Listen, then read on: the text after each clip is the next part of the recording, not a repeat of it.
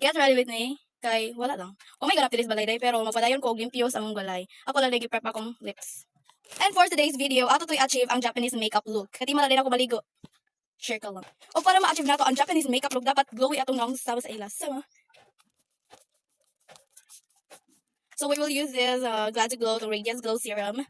Yeah, for extra glowy effect. So wala ko ipakita ang inspo kay nag-search man pud ko. Then iba ko silang difference between makeup sa Korean o sa Japanese. Ang Japanese makeup look kasi sa pagkakaintindi nako kay more light siya kaysa sa Korean look. Pero pareho sila way igyusal, white and duyin finish like glowy good siya day.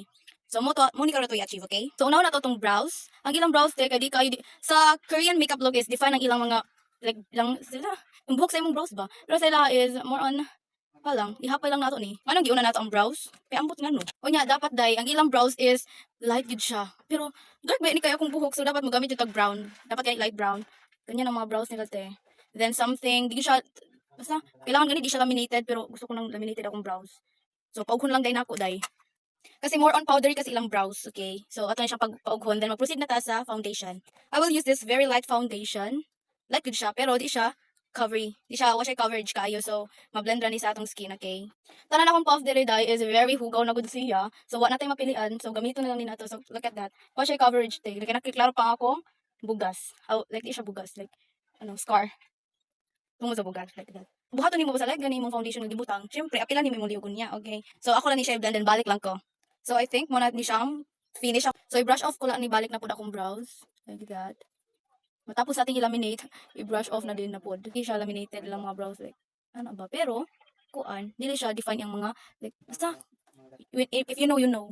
Then magamit na tag light na brows. Light na eyebrow. Ha, di gani light oh.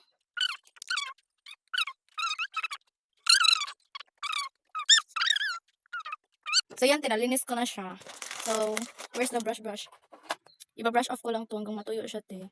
Dahil, hindi pala siya, sabi ko nga eh, bakit ko nilaminate? Hindi kasi ako sanay. At girl, first time, okay?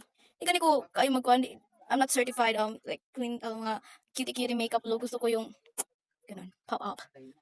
May mabagis akong nangyot. Like, mga dark feminine. Ganon. Ganon yung mga gusto ko. So, I think, uga na siya.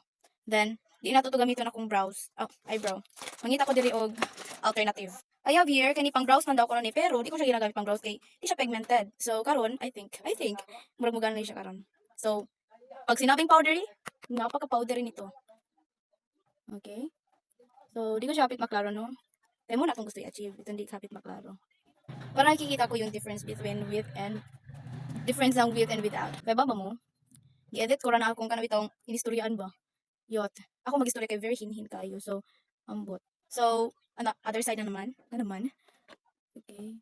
We will achieve the something powdery brown. Payat mo bang gusto na ko siya i-laminate kay anad magud ko nga. Kana bitong gusto na ko ma-lifted akong kilay ba. So karon, wa na nato labdid na tong kilay yot. Then ako lang siyang limpyuhan with this brush. Hindi ako na-spool akong gamiton.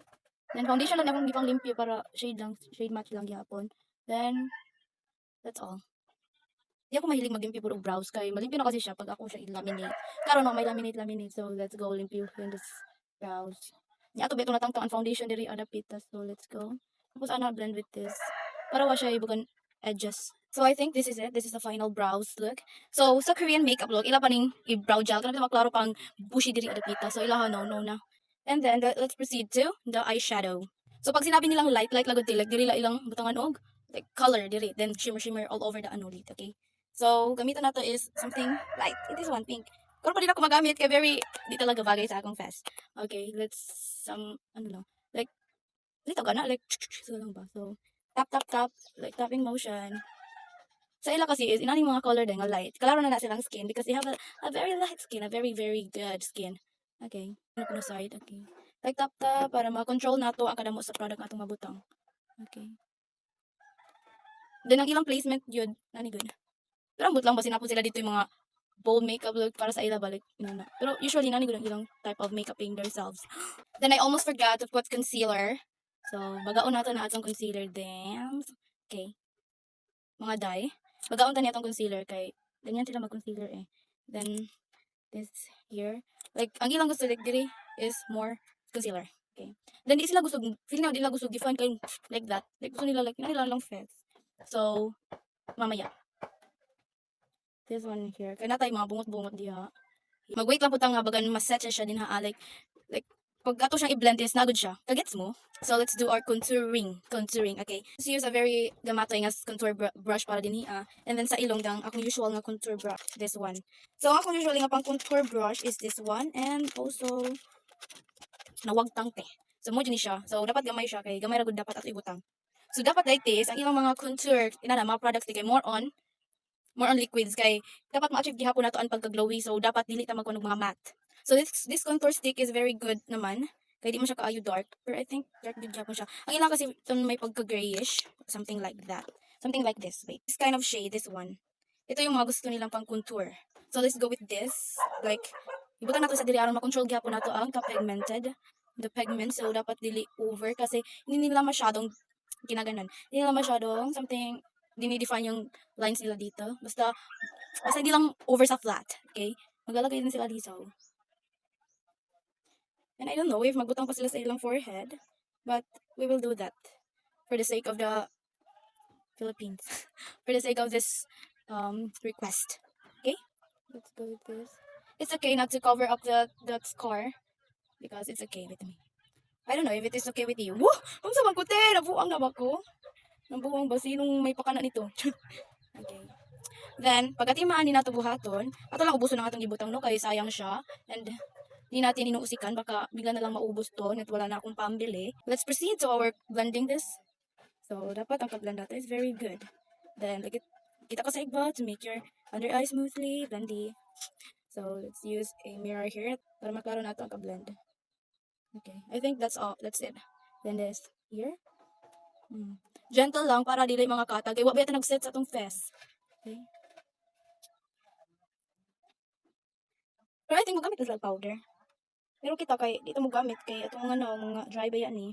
Kaya ayaw po ano ilagay kasi imong self. Ito eh. Okay, let's continue. Wala na tayong chika-chika. Then look up. Diba? Ganyan lang. Like ganyan lang atake like. Ang ilang blush placement is this under the eye. Okay, dire.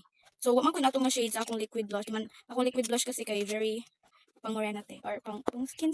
Para sa ako good. So, this one here and mix with this one is, I think, perfect siya.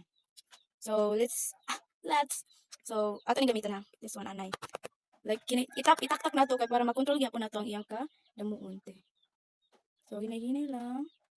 You forget the aegyusal. Ato lang nag-work on ang aegyusal niyan. Okay, I think sakto na. Sakto na siya te. So this one here. Then ato na siyang ikalat.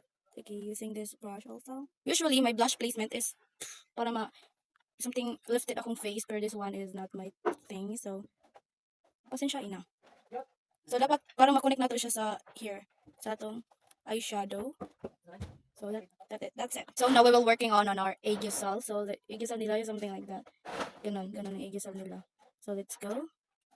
Start with the usually hindi ko gumagawa ng mga aegyusal kay te puyat na ko daw anog face. My eyes is something puyat na siya. Pero karon let's go for the sake of this challenge. No, this is not a challenge, it's a request. But sabi ko ninyo ha, i-bash na lang ko ninyo. I would love so. Te, tama na te, nakakahiya ka. I think that aegyusal is good. So it is the best aegyusal ever. Muna na akong makaya te, it is the best that I can do and I think, I don't know. So ato na siyang gawang paraan para mura siya realistic. So let's put concealer on the top of the aegyusal. I don't know how to do it.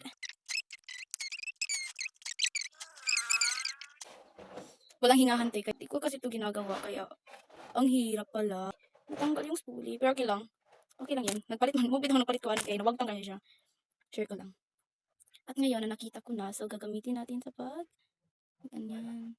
Para mas ma-define yung ating aegyusal. Let's go to other Shining Shimmering Splendid. So din lang. Muti una na ako nga palette. Excuse me. I think okay naman. Sige. May pagka-pink po siya te. Then tap. Di sa regular na ito. Buhatan nga ito is i-glide kay. No, that's not for them. Ewan ko sa'yo. Ganito ako basta seryoso te. Magtaka-taka na lang gid kog tabi.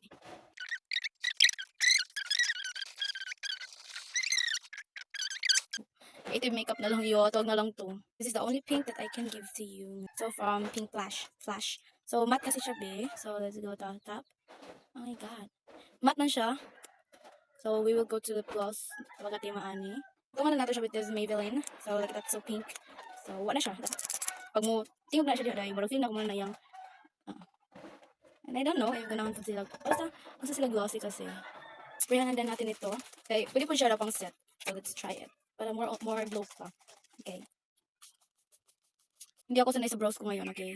Kaya pala nasabi ko, parang may kulang. Sa isip ko lang yun, ah.